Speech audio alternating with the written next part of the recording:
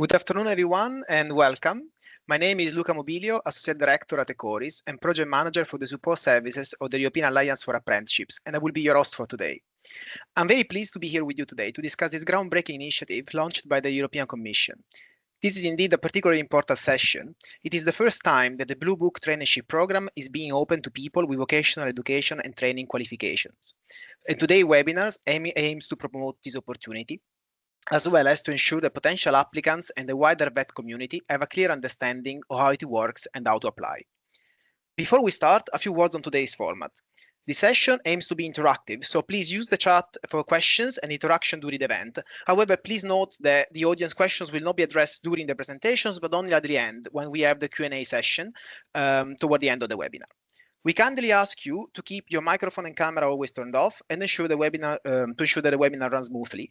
And also note, please, that this session will be recorded and the recording will be made available afterwards so they can be reused and shared more widely. Before we move into the substance of today's session, I would like to invite you to take part into a short interactive exercise. So please take out your phone or click on the link that will be shared with you in the chat in a few seconds.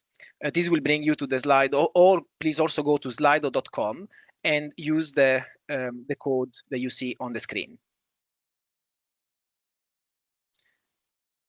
We give still a few seconds so that you can take, the QR is also shown on the slide. So the question that we have for you is, how familiar are you with the Blue Book Traineeship Programme? See live answers. People are voting. We have quite a few participants today, so we're really happy to have you with us, and thank you for joining us. Counting.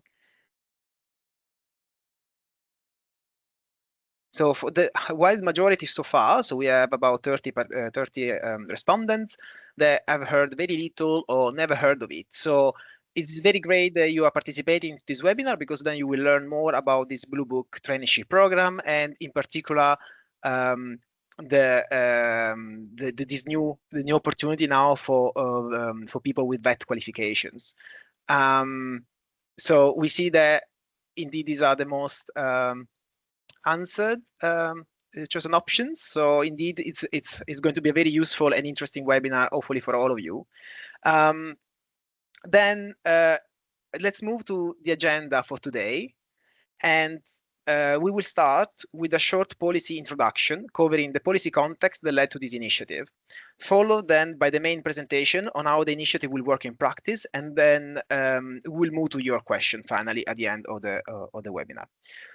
Now, to introduce the policy background to this new initiative, I'm very pleased to hand the floor to Anna Benchik, Head of Unit of the Vocational Education and Training Skills Portability CEDEFOP at the Directorate General for Employment, Social Affairs and Inclusion of the European Commission.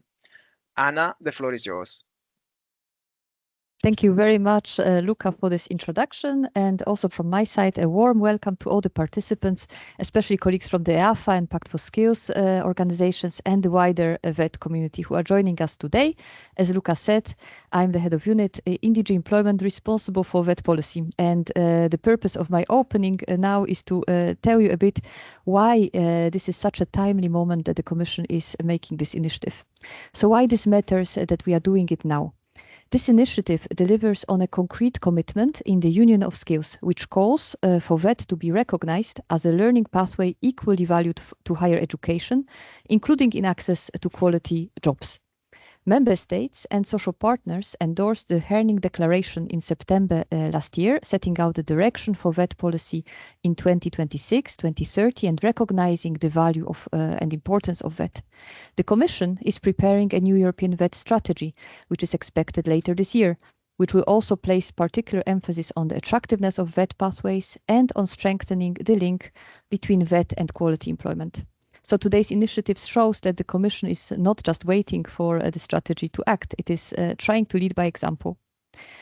There has been a recently Eurobarometer on VET, and this Eurobarometer shows a persistent gap in perception. A large majority of Europeans, some 3/4, still see general education as having a more positive image than vocational education and training, even though a large majority, 80%, also recognize that VET leads to jobs that are in demand. In other words, people trust VET to deliver results, but its image and visibility still lag behind. The latest report on the implementation of the VET Council recommendation presented to the Council this summer points to the attractiveness of VET pathways as one of the areas where progress across member states has been limited.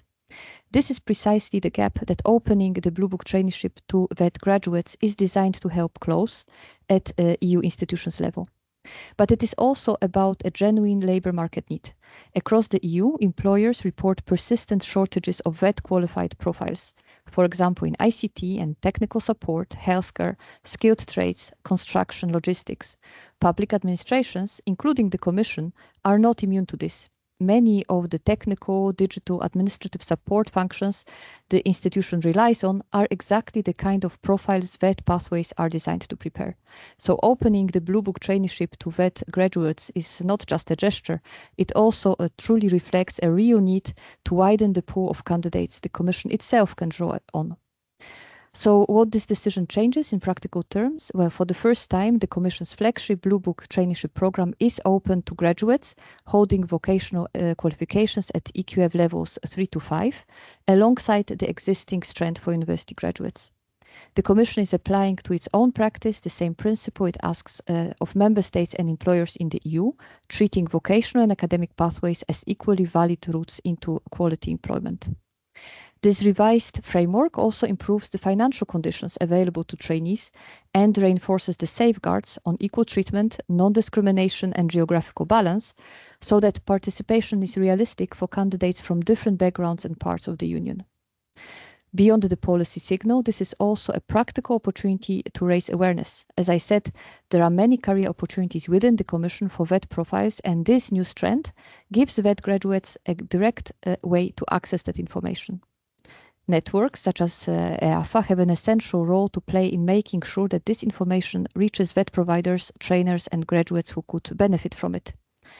It's a first edition and its success really depends on the reach. Applications are open from 22nd July to 4th of September this year for a traineeship session starting in March 2027. So I would like to finish with a request to help spread the word within your own networks, within VET centers, training providers, alumni and graduate contacts who may not otherwise come across this opportunity. I would like to encourage you all to share the recording and to follow the materials further, and to use also the question and answer session for any practical questions that will help the Commission fine-tune this new strand for future sessions. I would like to thank the participants, hand over to Mojca Boltin. Sorry for speaking fast. I just want to leave as much space as possible to Mojca to explain to you what it all means in practice. So very happy to have Mojca here. Mojca is one of the people that worked very hard to make this thing happen in practice. Thank you, and over to you, Luca. Thank you, Anna, for setting the policy scene so clearly, and also really showing how important this initiative is going to be, and how inspiring also to raise awareness and improve the image of VET qualification across Europe. So we are really, really excited about it. We will, as you already anticipated, we will now hear in more details how this new VET traineeship strand will work in practice. And for this, I'm also very pleased to hand over to Mojca Boltin, Head of Unit of the Traineeship Office at the Directorate General for Human Resources and Security at the European Commission. Mojca, over to you. Thank you, Luca, and thank you, Anna, for this very structured and informative introduction why this is happening. For those of you who may not know, and we could see from the slide that there's a majority of the participants that know very little or nothing about the Blue Book Traineeship, perhaps I should start before we actually start with the presentation I prepared. Maybe just a few words about the Blue Book Traineeship. It's indeed a flagship traineeship program of the European Commission that has been around for more than 60 years, starting very modestly with 3 trainees. And now for many years, we are welcoming 1,000 trainees twice per year, once in March and once in October. However, we have reached a very important milestone just recently by adopting new rules for the Blue Book Traineeship, and we are opening it now for the first time also to vocational education and training graduates, because until now we were only open to university graduates. Now I would like to see the slides.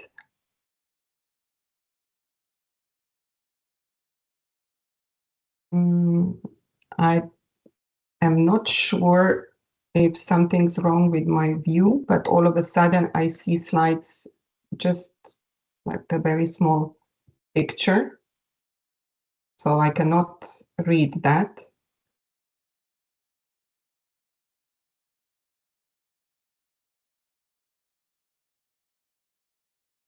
Maybe it is Mozart. It is all I think it shows normally on my screen. So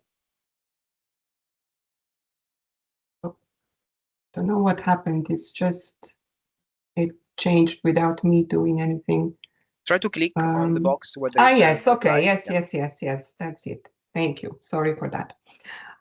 So, okay, after this brief introduction, let's move on to what I actually prepared to say here. It's not going to be so much about the traineeship itself, because I'm going to invite you to read all about it on our website, where you have a dedicated page for this new VET graduate strand.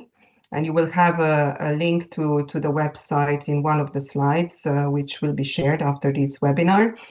My aim here today is to give you more information about the application and pre-selection and selection process as such.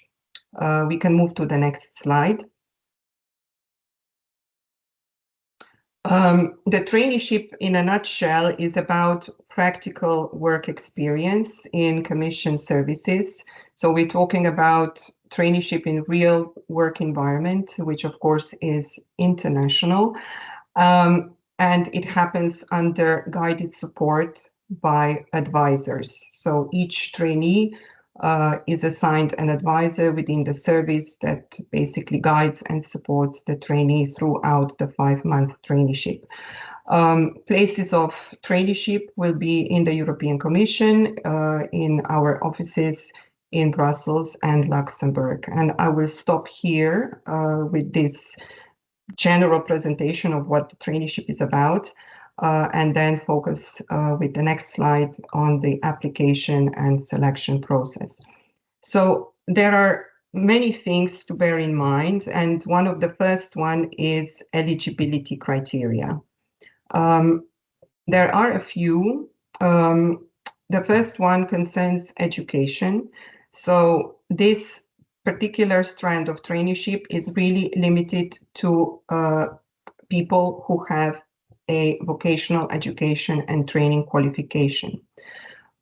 You will be able to choose, or they will be able to choose among these 5 categories that we identified, but there will be also a field called other in case the candidates will not be able to place themselves under one of these 5 categories. Another eligibility criteria will be good knowledge of English, French, or German, and another EU official language, which can be mother tongue for EU candidates. But since we are also open to non-EU candidates, I should point out here that from them we will only require good knowledge of English, French, or German. Non-EU candidates that we will admit are the candidates coming from EU candidate and potential candidate countries, and they are clearly indicated in the application form and on the website itself. Why is this important? Because this is another novelty that does not apply only to VET traineeship, but also to other strands of traineeship that we offer, because until now we were open basically to the whole world. Another important eligibility criteria is prior EU experience. What does that mean? We will not admit candidates who have already experienced EU institutions, bodies, or agencies for more than 6 weeks or 42 days. And the last criteria is age. You have to be, or the candidates have to be at least 18 years old, but we have no maximum age limit. I think we can move on. So this next slide is an overview of the application, pre-selection, and selection process.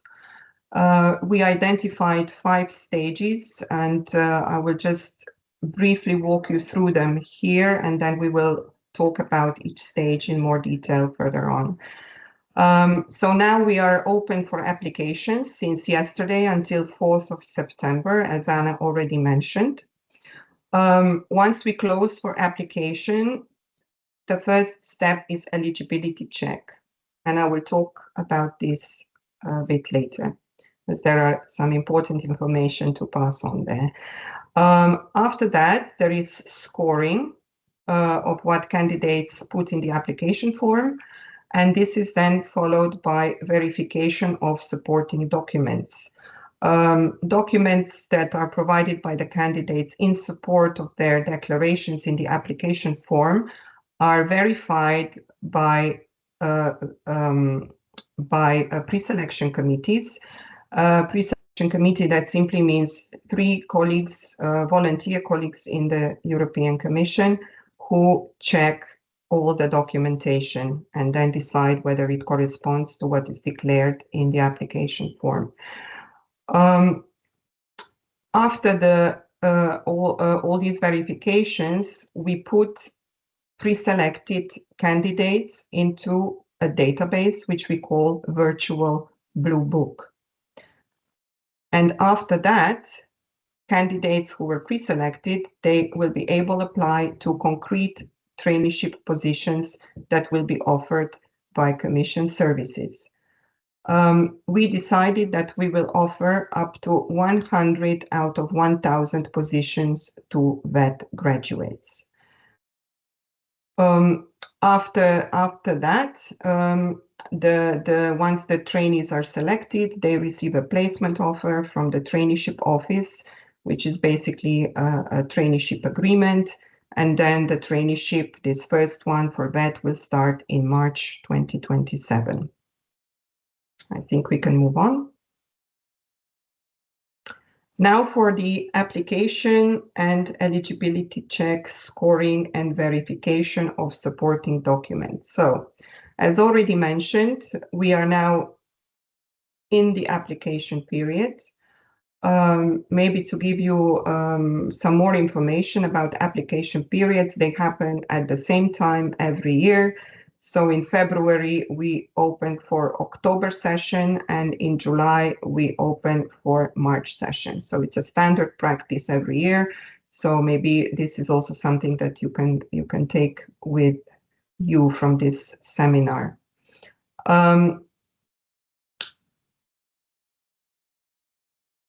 One important thing for candidates or potential candidates is also that applications cannot be modified once submitted.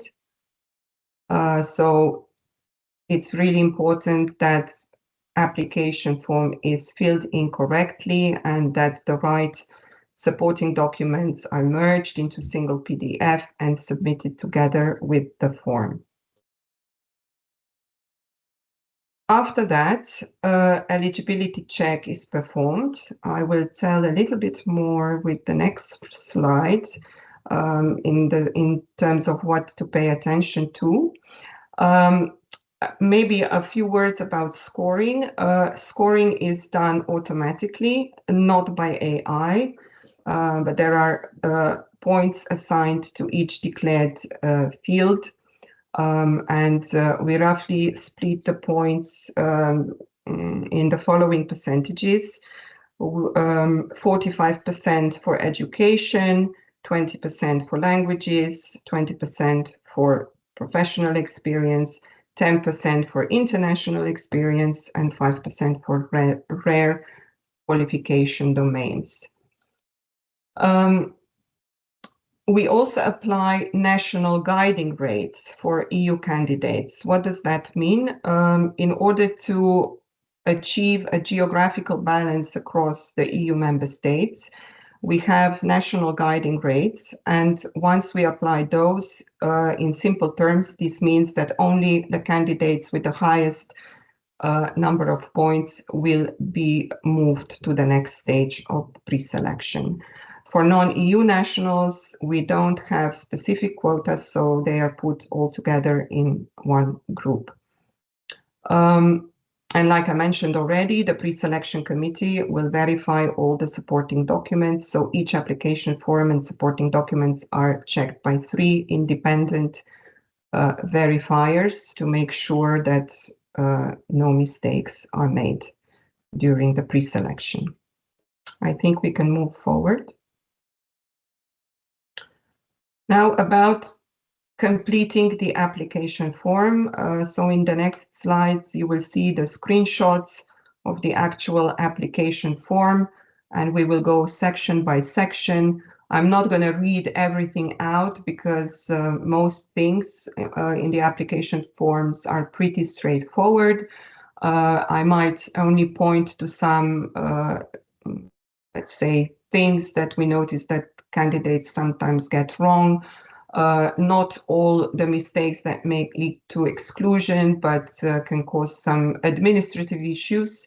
So, for example, when you enter, where the candidates enter personal data, it's really important that the name that they put in the application form is exactly the same as it appears on the ID or passports.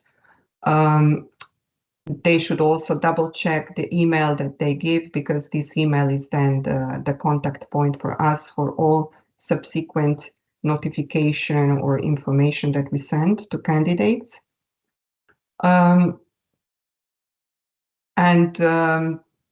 You have here some fields that are pre-filled just to illustrate how the form should be correctly filled in.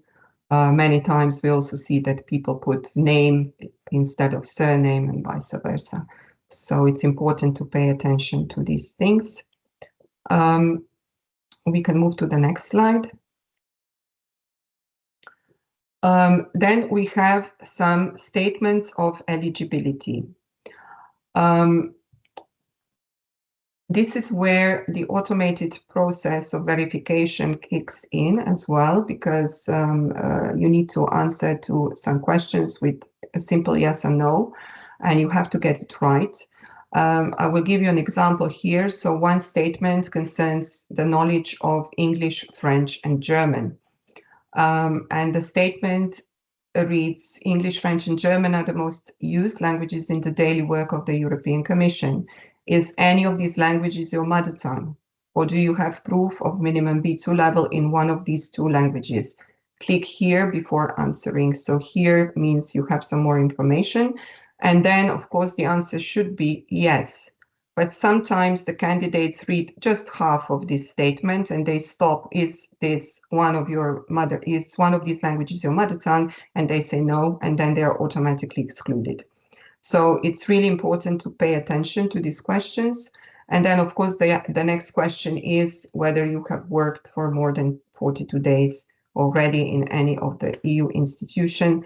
And here the answer should be no. You may think now, okay, you're giving us the correct answer, so we can cheat. Well, you can cheat here, but then, you know, when the verification happens, we tend to spot these things, and we disqualify candidates afterwards. The candidates, of course, have to also declare that the information in the application is accurate. I think we can stop here with this slide and move on to the next one. The next section is about education.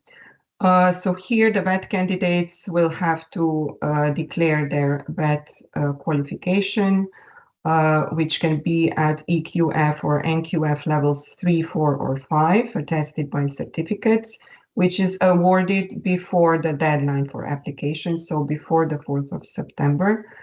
Then they will select from the drop-down list one of the fields that I already mentioned before, or select other if their field of qualification does not fit any of the 5 options. What is important to put correctly here are the dates when the certificate was obtained and when the study started. And the candidates can also declare any ongoing studies and any informal certifications, but only if actually they completed those informal courses. So if they only can provide attendance list, that will not count. So it has to be a full certificate. But this is optional, of course. It's not a condition to be eligible for the traineeship. I think we can move on. In the next section, here the candidates will declare professional and international experience. These are 2 separate sections and they are optional. Sometimes also with the university graduates, we get applications from very young graduates who have never had any experience. So it's not unusual to not put anything in this section. But if the candidate has professional experience or international experience, they can list them here with correct dates. We have put some tips here, and it's very clearly and even in more detail explained in the application form itself, how to list those experience, for example, starting by the longest one, what to put as an end date in case the experience is still ongoing. So we say that the end date should be the end of the application period. They also have to convert part-time work to full-time equivalent, and there is a link provided directly in the application form with further guidance on that point. And they also have to declare any EU institution experience, of course, if it's under 42 calendar days, because we don't expect any applications if those experience exceeded those 42 calendar days. I think we can move on to the next slide. For languages, as mentioned already before, we are requiring good knowledge of English, French, or German at minimum B2 level or mother tongue. And for the EU candidates, we also require a minimum A2 level of another EU language, which can also be mother tongue. So, for example, if somebody has French as mother tongue, they also have to have another EU language at minimum A2 level. The exception, as mentioned before, are the non-EU candidates who only need to prove the language knowledge at B2 level of English, French, or German. And of course, all these declared levels of language knowledge have to be supported by a document that will be part of the application. We can move on to the next slide, please. Attached files. So I said a few words about that as well. Here you have more details. So you are not supposed to send these supporting documents separately. They should be sent all together in one single PDF file. You have clear instructions here how to name the file. So it has to be nationality first and then family name, first name, .pdf, with no accent, special characters or spaces. I know this is kind of nitty-gritty information, but it's very important for smooth processing.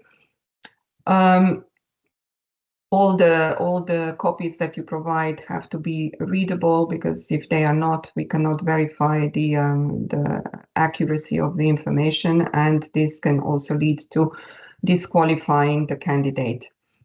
You will also have to then at the end confirm a few things, for example, that you uploaded my ID, that your ID, that you uploaded the supporting documents, etc. You may now think, okay, but it's obvious because I have to do that.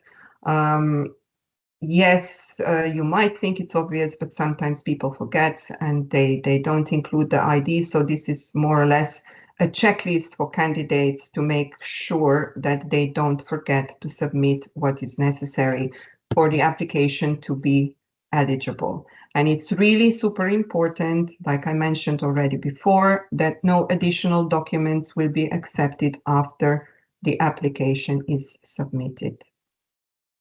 I think we can move on. Okay, now we are going a little bit backwards to where we started, and this is step 3 of the whole process. If you remember, I mentioned that we have application stage, then we have the eligibility check and the scoring and the verification, and then the third step was virtual Blue Book. Virtual Blue Book means nothing else than database of pre-selected candidates. And we put 3 times as many candidates into this virtual Blue Book as there are actual placements available. So if you remember, I mentioned that we will offer up to 100 positions for vet candidates. So that means that in the Blue Book, we will include around 300 candidates that went through the scrutiny of pre-selection phase. I think we can move on and say a few words about step 4 and step 5. So step 4 is the actual selection. How does this work? So once you reach the virtual Blue Book database, you will be exposed to selection phase, which means that you will have access to the available traineeships. And the application to these concrete traineeship positions will happen in 2 phases. In the phase 1, you will be able to apply to 3 different positions in 3 subsequent stages or rounds. In round 1, candidates will be able to apply to 1 position. If they are selected, for them, the process stops there. They will receive the placement offer and then start the traineeship in March. If they are not selected, they have the second round. They can apply to another position and then again in the third round. After these 3 rounds are over, we open for the second phase of the selection process, which we call free market phase. And here the role between commission services and the candidates is reverse. So at this stage, the services who have not identified a suitable candidate for their positions, they will look into the remaining pool of candidates and they will select the best suiting one for their traineeship position.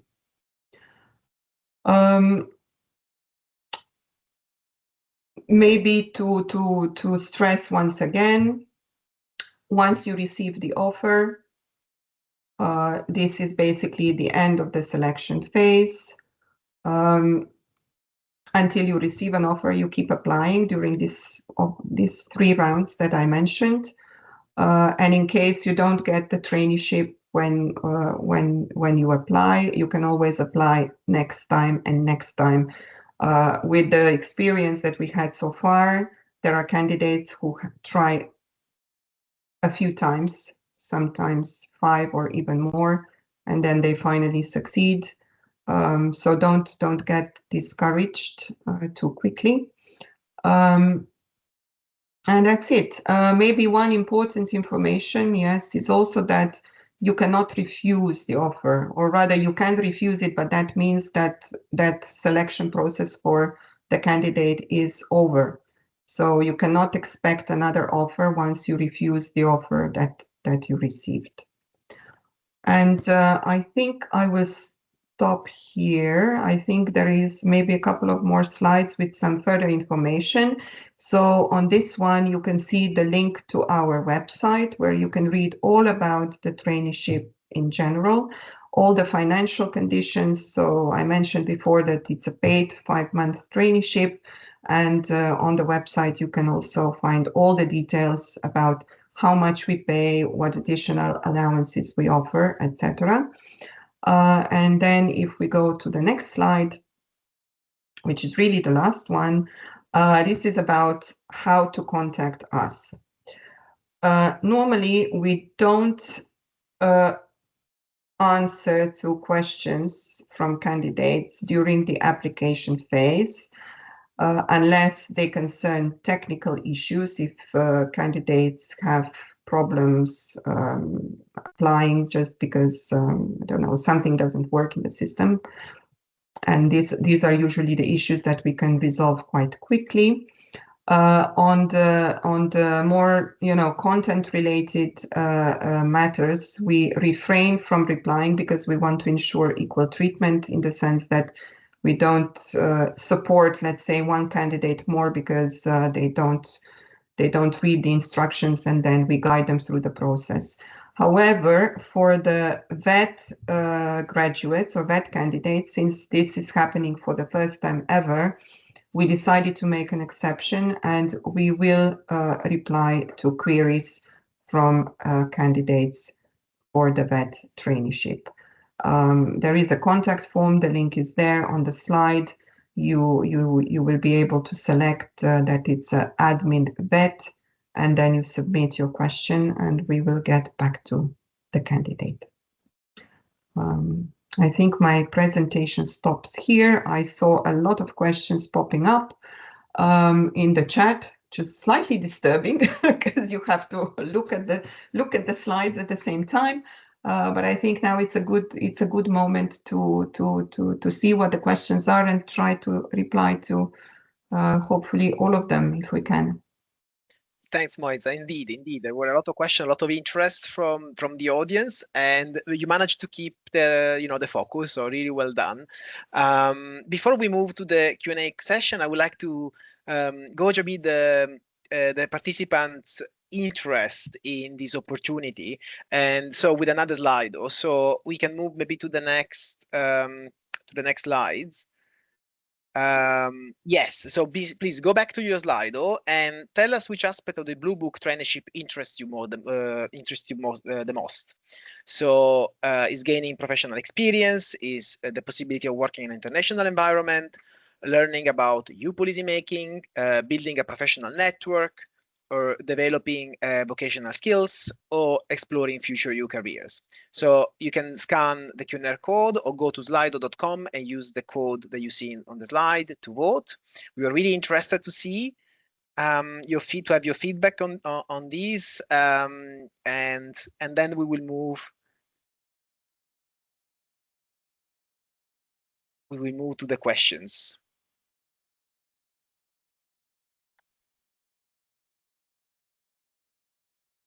So participants are voting.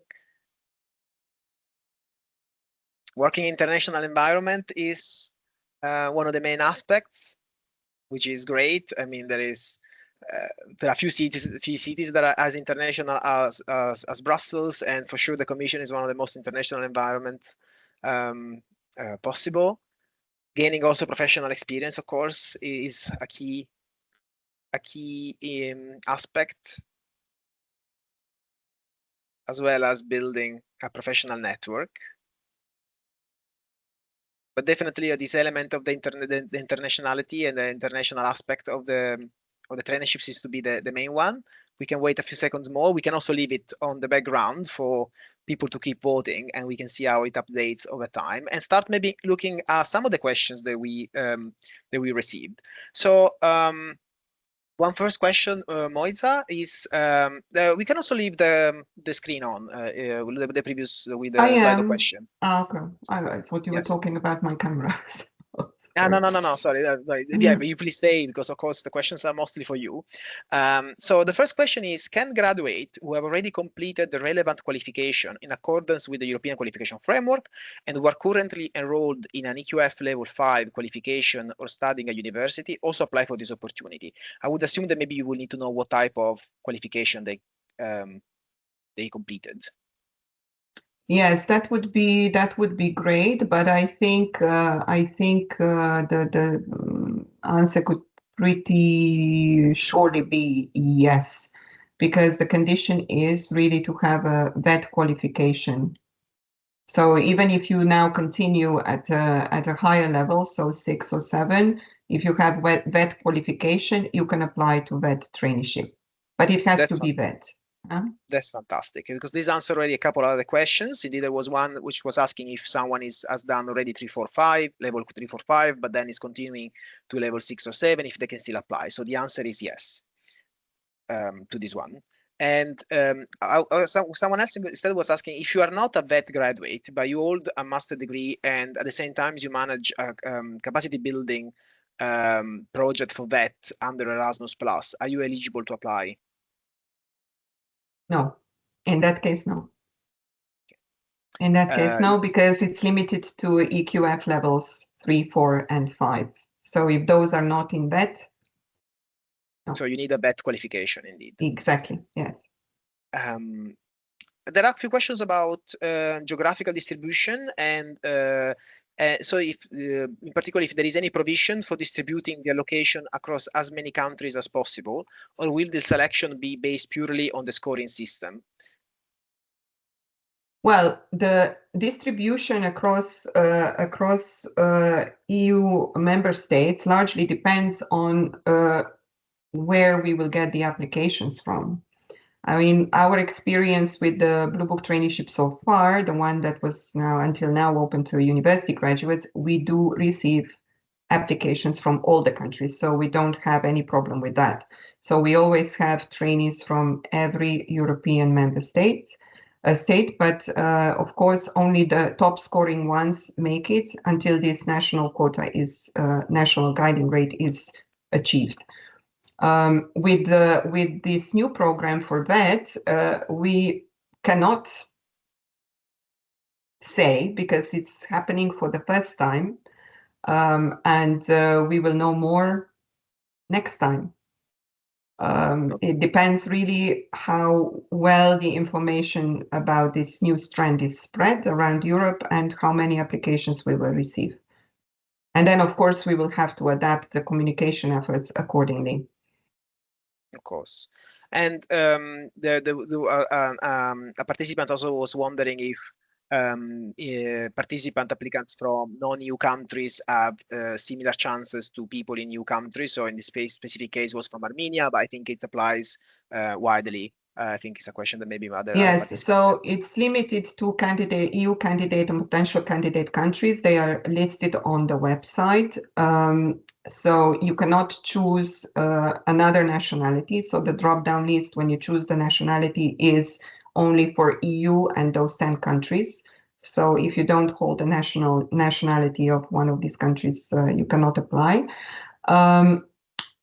And then for the chances to get the traineeship, we always have non-EU trainees. However, some services, and this information is also available on the website, they don't take non-EU trainees. It's not because we don't like them, it's for security reasons mostly, or access to documentation, which can make traineeship virtually impossible. So they refrain from non-EU trainees. But there are always placements available to non-EU candidates. Okay. And there was also a question about always about the distribution and allocation of the places available. If there is any plan to distribute it across the different EQF levels, so 3, 4, and 5, or it will always be depending on the scoring system. The placements they are not related to the scoring system. It's more about matching the profile of the candidate with the position that is available. We still don't know exactly what positions we will have, because that will happen at a later stage. They will be around the qualification fields that I mentioned before, but scoring has nothing to do with the selection. Scoring serves the pre-selection purpose. Once you're pre-selected, from there onwards, it's more about matching the profile with the actual traineeship that is available. And sorry, for the pre-selection, will there be any specific balance between different EQF levels, or that is not a No. okay. Yes. I think that answers also the question. There were a lot of questions about language as well. So a lot of concerns with that aspect. So first of all, there is a participant asking if it's compulsory to have an official certificate of language. Not necessarily, provided that studies were done at, let's say, international level, and they were done in English, so that also counts as proof. I would not declare any firm statements here because everything is very clearly explained in the application form. So when you open the application form, pay very good attention to what is written there about certificates, what counts as a certificate or proof rather of the language level, and don't rush through the application because very quickly people make mistakes and then it's too late and you have to learn from mistakes and apply next time. There was a question here about the possibility with applying B1 language level. I suppose that refers to English, French, or German. The answer is no. We had to set a certain level because we work in the international environment, so it's important to have a certain level of one of these three languages to be able to function in this environment. Okay, noted. And so, I think it's very good recommendations to take the time to go through the application form, to read all its parts, and really familiarize with it, and then see also what are the certification required. Do this, giving yourself a bit of time when you're applying so that you can eventually gather the information that you need. So I think it's a very good advice for everyone that wants to participate. In terms also eligibility, someone was asking if, of course, there is no limit of age, but you mean also that for people that are 50 plus, so it would be possible theoretically to apply? 50 plus, yes. Okay. Yeah. And there is also do not just maybe one little anecdote here, and do not think that I'm saying this just because yes, there is no maximum age limit. We actually did have quite a few trainees over the past years that were 40 plus. There was even somebody who was close to 60. So it's not I'm not just saying this to be polite, let's say. Yes. In terms also in eligibility criteria, thank you very much, Moisa, for all these questions, these answers. They are really, really clear, and that you're on the spot, but you're doing great. So there is also questions about the previous experience in EU in new institutions or in new agencies. So someone was asking if you already did a traineeship in the external services. Then you are not eligible. Services. You are not eligible. Yeah. Okay. And someone was asking if a graduate has 90 days experience in the EU business company. I'm wondering if they mean a private company that works in EU affairs, or so maybe this person that just posted the question, unless Moisa, we have a better view, maybe they can clarify. Is it after the 50 plus or before the 50 plus? It's just after. It's one of the last questions. One of the last questions. Under Erasmus Plus says EU business company under Erasmus Plus. I think maybe is the Erasmus Plus Pro program. Well, anyway, we provide the full list of these EU institutions, bodies, and agencies on the website. So if it's not one of them, then they would qualify. I would understand. I mean, it's very difficult to say exactly what this person is hinting at, but if it's a contractor for Erasmus Plus, then the answer is yes, you can apply. Okay. As long as it's not one of the institutions, agencies, and bodies that are on our list. Yes, I think this is also a good moment to remind everyone, of course, to check the website, but also to, if you have questions about applications and eligibility, there is a specific contact form on the Blue Book Traineeship Programme website where you can indeed contact Moita and her colleagues to have more questions, so to ask more questions and have answers and clarifications. And I'm sure that the link to this form will be posted on the chat momentarily. There was a question which I think is also very interesting, which is about, maybe this is more for Anya and colleagues, about awareness of this project and of this opportunity with parents. So in order to inform parents of this opportunity, what can we say in short about this opportunity to be valuable for their children? What's in a nutshell the goal achievable for a candidate? And also linked to this is there is a question if there is promotion material for Instagram and other social media that could be shared within the networks. So there is interest from stakeholders, the participants, to promote this initiative, and they are wondering how they can promote it more effectively also with the families and the parents. Can I go back to that question, Erasmus Plus question, because I see that the person, it's Yolanta. Yes. And she wrote there under Erasmus Plus, it was a traineeship. It becomes even trickier now. Because maybe it was a student exchange or something like that. If it's student exchange under Erasmus, it's not really working for, or traineeship with an EU institution, body or agency. So I would still say that it's possible to apply, but it's difficult to say like this on the spot. I think maybe Yolanta can reach out to us via the contact form that I mentioned before, and we'll be happy to dive into more details on that. Fantastic. I'm sure that Yolanta will be in touch. Anya, please. Yes, so do I understand the question correctly? It's about how to spread the word further and how to also reach out to parents. Luca, can you maybe repeat the question for me? Yes, is basically the selling point of the initiative or the opportunity with the parents. So what can we say in short about this opportunity to be valuable for their children? And in a nutshell, what is the goal that will be achieved by the candidate? So what is what is really the value, the added value for candidates to come to do this opportunity, to try to apply for this opportunity? Okay, so if I was speaking, to my colleagues who are parents, or thinking about myself as a parent, I would say that this is a great opportunity to have a really international experience. So to practice your languages, to find out, how you function in an intercultural environment, also how to put your skills, which maybe for the moment are quite theoretical, in practice.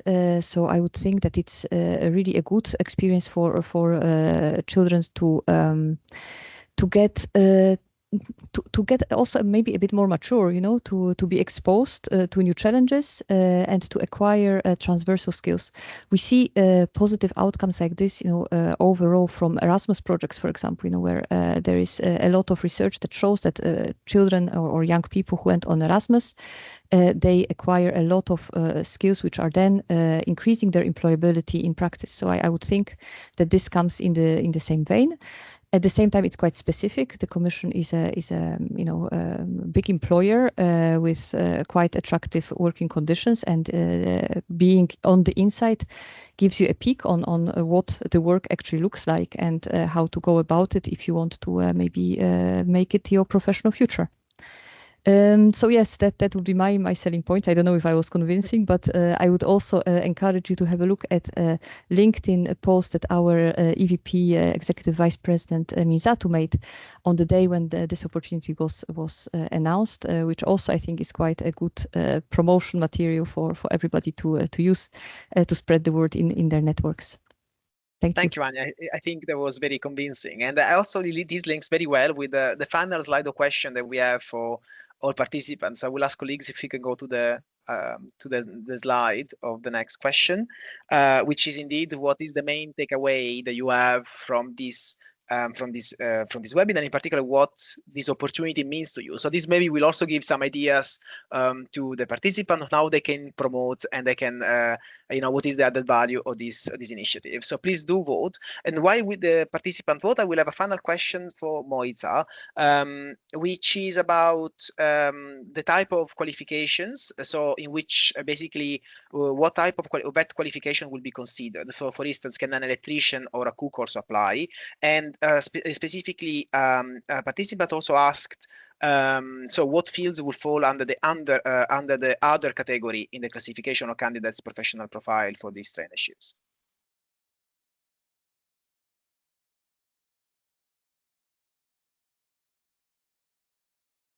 Sorry, I was replying to one question. So this was a question for me, no? What qualifies under other? Yeah. Okay. Yes. And what so other? It can be literally anything that made the candidate obtain a vet qualification, but does not fit into one of these main 5 categories that we identified. So. Okay. Whatever. And then there was another question? Was basically, I think you partly answered already. So is what type of vet qualification will be considered relevant for this initiative? And for instance, if can an electrician or a cook also apply? Yes, because there will be opportunities in our logistics offices where they are also responsible for, logistics and maintenance of buildings. They are also responsible for the canteens. So there will be placements in these areas as well. Yes. Perfect. So there is really space for everyone to apply. That's great.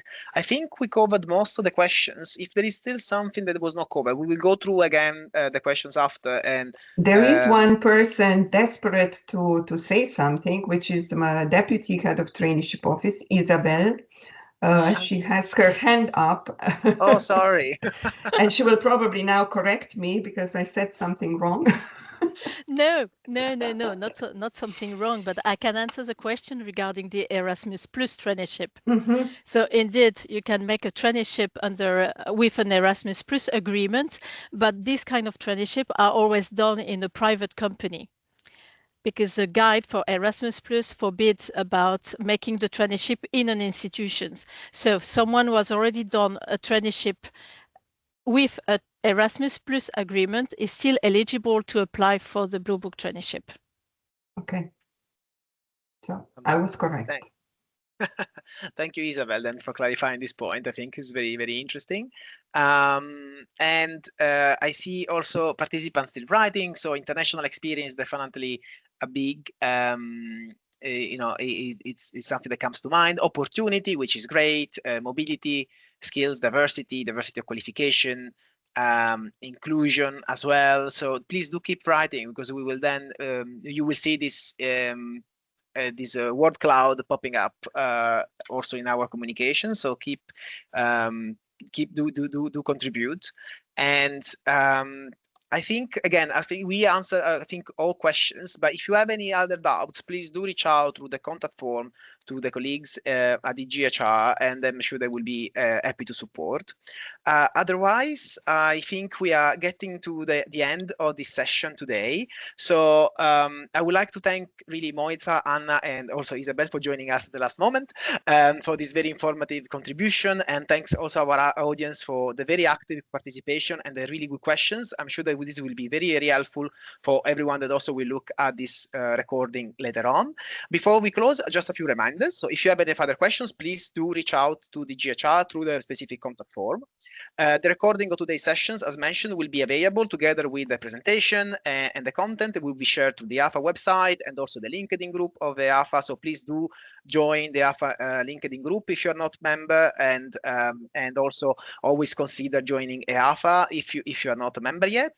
We would also welcome and encourage you you all, both EAfA members and supporters, partners to actively promote this opportunity among vet centers, vet graduate, and whoever may be interested in applying or further promoting the initiative. We really count on you to spread the word as much as possible. Reminder for the deadline. So the traineeship will start in March 2027, and the applications are open from July 22nd to the 4th of September. So to take note of these dates, as Moitza mentioned, take your time to go to the application form and really familiarize with it. We give a very big good luck to all the applicants that would like to apply for this. And thank you again to all for joining us today. And we look forward to seeing many strong applications from the vet community for this opportunity. And have a wonderful rest of the day. Thank you all. Thank you very much for giving us this opportunity. Let's hope for the best. Bye-bye. Bye, everyone. Thank you. Bye-bye.